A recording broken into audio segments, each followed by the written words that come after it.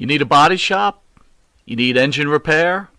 Auto Excellence, Collision Specialists, 631-261-6420. That's 631-261-6420.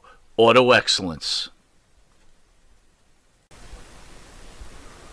M&J Video Games and Collectibles. Sport and non-sport cards, wrestling items, autographed items. We buy, sell, and trade. M&J Video Games and Collectibles, located at 1049 Queen Street, Southington, Connecticut. Call us at 1-860-479-9223 or 860-93-GAMES. M&J Video Games and Collectibles.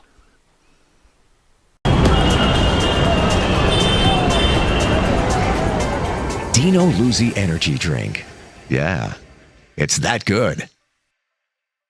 I get it. Respectful terms to them, Right. because I actually still do communicate Right. with them. Okay. All very well known, well traveled ring rats with everyone and anyone you can name, up until maybe not even 10 years ago.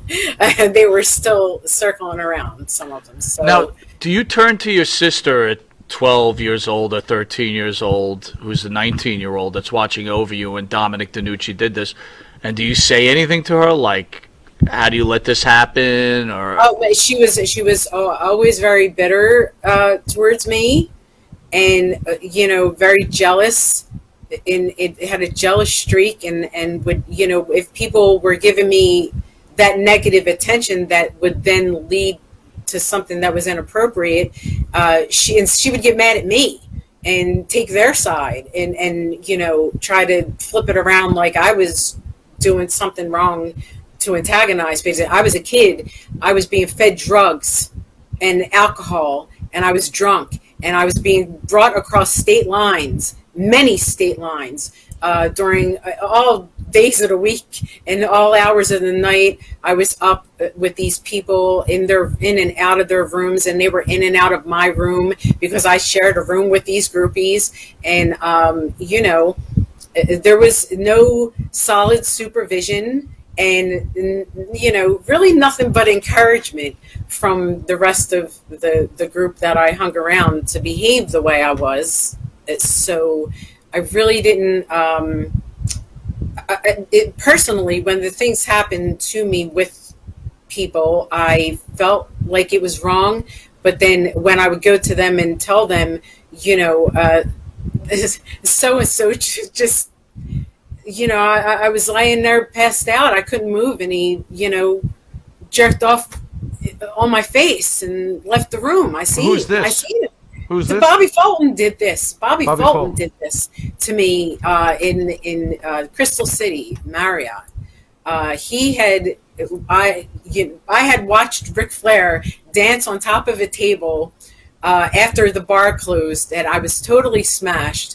And I went to the room that we had rented, and I was puking my guts up, and I was laying on a bathroom floor, and I know that he had come in with one of the other girls, and obviously something didn't work out. And the next thing I knew, he was, tilting my face and jacking on my face, and I couldn't move. There was nothing I could do, but I seen that it was him. So regardless of how he wants to try to defend himself now, when I go at him on social media, only God knows how many people he probably did that to, and whether or not you remember it, I remember it fucking so crystal clear. It's like yesterday. Angel, big Busfetti out there, and this is the same question I'm sure everybody's got. Where are your parents at this point? Oh no, this is once I went on the road, I was just with my sister and 5 to 7 interchangeable groupies that were worked for the stock exchange and the Pentagon and had different, very important jobs. Not stupid women, very educated women. I was left in the care of these women to travel. So You're training with DiNucci. You explain what happened. No, I did not train with DiNucci. Not after. I understand. Not after that. Yeah. But I'm sure that we've had Shane Douglas in here, and Shane trained with DiNucci.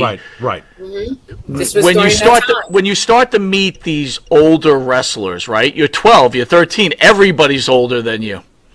Yeah. Is there any type of father figure that you kind of encounter that you feel like you could speak to? Yes, Dennis Carluzzo was there for me the minute my dad left, and he was there for me until the day he died. Dennis was the only person who, Dennis then took me along. When people were done training at the Monster Factory, Dennis took me and my sister over to Larry Sharp, and we would learn the basics there, because Dennis was more like family to me, and Dennis looked after me, and I didn't have to, with Larry initially, there's always some kind of a problem, but Larry was always good to me and respected me as I grew, and taught me things to not only be like, a fucking bobblehead in the business, like, to fulfill every position I could, and he taught me that in a way, and we didn't have to be around people to learn it. So I seen Dennis as, my figure that I could depend on always. He was my best friend. He knew everything that happened to me during my childhood. A lot of times him and Gino Moore, they were my ride, to a lot of events. So a lot of stories about Dennis and Gino I could just go on forever, but they were there for everything. So then I ask you this: did you turn to Dennis and tell him that this thing was happening to you? Well, as much as I love Dennis, because Tom Robinson, my previous boyfriend, was also one of the, the kid marks he would yank around a lot.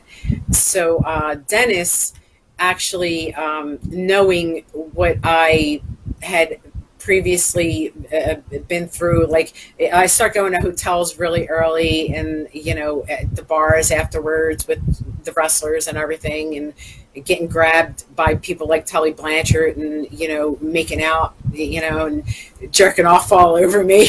Like, he knew about, like, the stuff that had happened, and but he then, knowing what had happened, it did direct me towards people like Dave Meltzer at a very young age, because he fed Dave Meltzer, along with a lot of other of my friends, fed Dave Meltzer on what was going on personally around, after shows.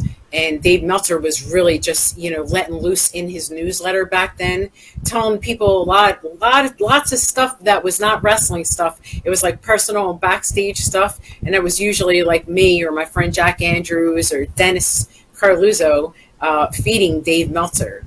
So Dennis introduced me to Dave Meltzer then at a very young age of 12. And then after feeding Dave Meltzer for a while, me and Dave became involved in a sexual relationship, regardless of what his weird ass wants to say. He knows what he did. So, yeah. So Dennis did get me involved with Dave Meltzer, which I do regret. And then again with Stan Lane.